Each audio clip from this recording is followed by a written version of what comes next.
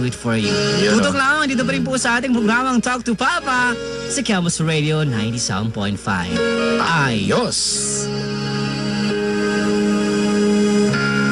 Look into my eyes, you will see what you mean. With a master showman this April on GMA. Talk to Papa. To Papa. Ayos! 97.5, ayos na ayos. Walang kagalas-galas ka puso. Ito pa rin po ang Campus Radio. We are back dito po sa ating programang Talk to Papa. Kapiling niyo pa rin po kami ni Papa Jesse James, ang dakilang romansador ng Campus Radio. Yun, no? Papa Jesse, we are back. I would like to acknowledge the presence of number 14, James Viernes. The investigador. Kung kayo may mga kailangang party needs, okie-dokie, party needs lang po yan. Okie-dokie.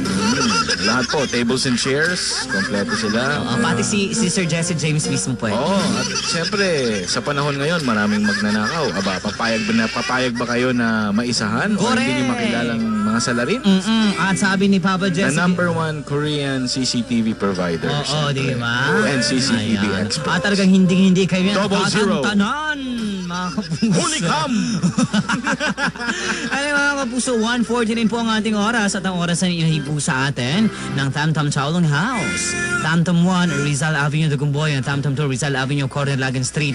The original Vietnamese dishes available at Tamtam Chowlong House. They serve beef stew, French bread, pork noodles, beef noodles, chicken noodles, and buto-buto. Thank you for supporting us from Tamtam Chowlong House. Magandang hapon sa inyong lahat.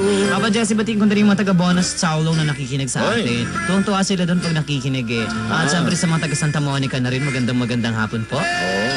And syempre, binabalikan pa rin po natin, pinag-uusapan pa rin natin ang problema ni Nathan kung ano ba ang kanyang unang gagawin, yung pag-aaral ba o ang kanyang pagiging freelance model. Sa po ay naguguluhan. Model. Freelance model. Parang tulad mo na may pusong bato. Nakanta ng kaibigan ko kagabi. Tama na kasi corny na. Ay nako ha. And sa lahat po na po na gusto mga advice for Nathan, tawag naman 434-2907. Pwede po kayo mag-text. At 0907-476-5973. Mahal kita, Dan Bonbon Jr. Ang nag-text, Dan Bonbon Jr. Magandang hapon, sir.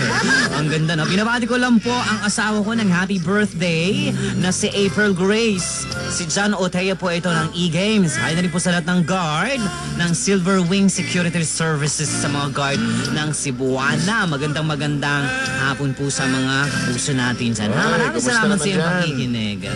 Parang raning pa yung ating Cebuana dito, Papa Jesse, no? Raning pa sila. Pinabati ko lang po yung Gabo family. Stay cool. That's come from 2562. Right, mga puso, stay cool.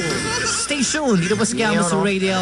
At kasama niyo pa rin po ang mga dalawang naglalakihang mga papa. Yun! Saan banda? Ay, nako.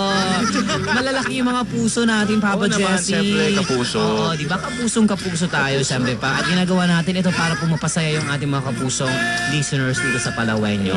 Sa Palawan pala. Diyan ka muna, may tatawagan na ako. Okay, sige ha. Yeah, get well soon, Papa Jesse.